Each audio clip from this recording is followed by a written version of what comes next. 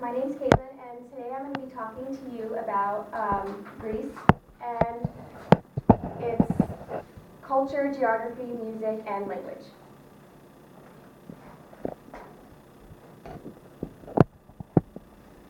So I don't know if you guys know, but about 16.5 billion people visit Greece every year, which is actually more than the actual population of the entire country. So that just shows how much, how diverse this country is and how much people actually want to go to it just to experience that culture.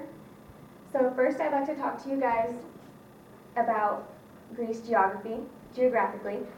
It's actually located on a corner spot between Africa, Asia, and Europe. And because of this, it creates a good mixture of European and Eastern culture.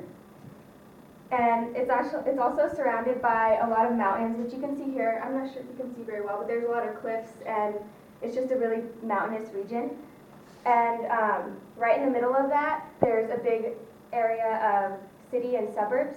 And right where that is, that's where Athens is, which is the capital of Greece. And it's also actually partially surrounded by water, and that creates a closeness to the Mediterranean, Ionian, and Aegean seas. So because of that, there's a lot of marine trade, shipbuilding, and navigation knowledge because they're also close to the sea, and the people there have always had that closeness and connection to the sea, so they're really experienced with that. So surrounding the island, or the mainland of Greece, which is this part, you can see there's a lot of larger and smaller islands which all make up Greece still. So all the green is Greece, and that's the mainland there.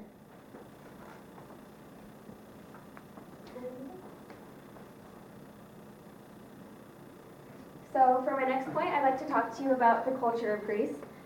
And so first of all, the Greek have many different superstitions and traditions that they believe in. Some of them are actually really similar to our Western beliefs. For example, their superstitions say when they actually also believe in a day of bad luck, but ours is Friday the 13th and theirs is Tuesday the 13th, so that's pretty similar. And they also believe in spitting when talking about something that's misfortunate, but for us, we knock on wood, so if we say something bad is going to happen, then we'll knock on wood so it doesn't. They do the same thing, but with spitting. So,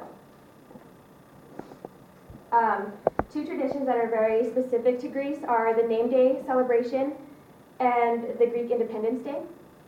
So the name day celebration is when somebody is born, they're usually named after a saint, which is very common in Greece. So the name day celebration really celebrates the fact that they're named after that person. So it'll celebrate whichever saint that you're named after. So for example, two of the most popular names in Greece are Giorgio and Maria. And those are two saint names, so they're very, very prominent there. And then the Greek Independence Day is the declaration of the independence of the war from the Ottomans, and that was on March 25th, 1821. So a lot of Greek culture is based on religion, and here you can see I have this symbol, which is very specific to Greece. It means Christ. And about 98% of Greeks follow the Christian Orthodox religion, but that's not the only religion that's there. There's also Muslims, Roman Catholics, and Jewish religions. And you can see here's an example. Here's Muslims and other, but Christian or Greek Orthodox is obviously the highest one. There's a lot of them. Okay, and religion also takes a big part in the celebrations of Greece, which is the name Saints' Day, obviously, and then even the Greek Independence Day that has a strong connection to religion. I'd like to talk to you about the language of Greece. Not surprisingly, the language of Greece is Greek. It's spoken by around 11 million people that live there. And classic Greek, there's a lot of different types of Greek because it's been so modernized over the years. And classic Greek sounds very different from modern Greek. And it sounds different to the people who speak it too. So if, say, an older generation was speaking to a younger person, it would be hard for them to really communicate unless they were talking like that for a long time. And here I have the Greek alphabet, and it only contains 24 letters. And because of this may sound weird, but some sounds just don't exist in Greek. So, for example, in English, the word shop, the SH sound wouldn't exist in Greek. And also the CH sound in church doesn't exist in Greece either. So in order for them to use these words, they have to switch those letters out with something that would be more suitable for their language. And then every region of Greece also has its own dialect, so no two are the same. They all speak differently. And modern Greek is actually a product of ancient Greek. It's just changed over the years. And the first written letters, as you can see here, were found on clay tablets that were left in the remains of a palace on Crete Island, which is down to the south of Greece, off to like the right. And the Greek language actually traces back to the 13th century BC. And Alexander the Great actually planned to spread the use of Greek language, but he spoke classical Greek, so that's what was expanded.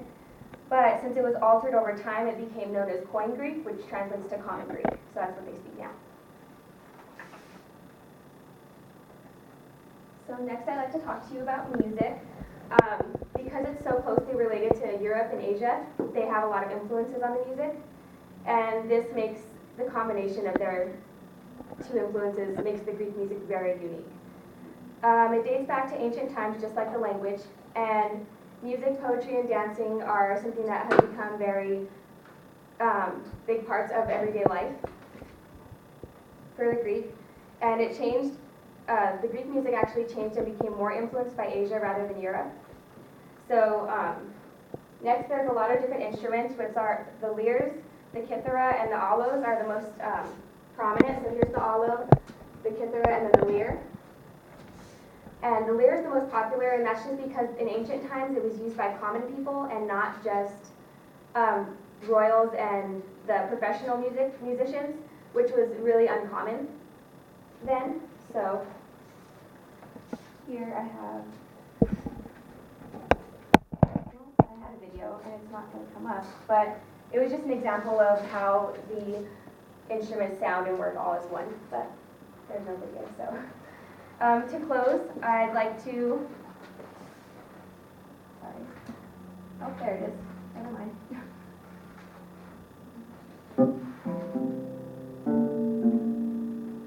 Okay, I'm gonna play the video.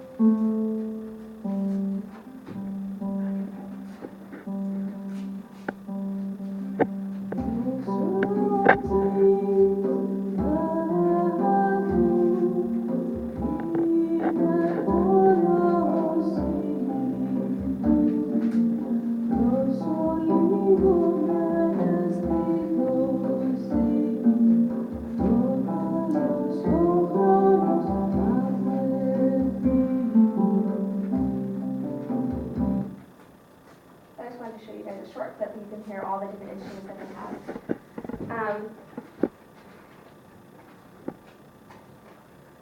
So to close, I'd just like to go over my main points. I talked to you guys about geography, language, and music, and the culture of the Greek.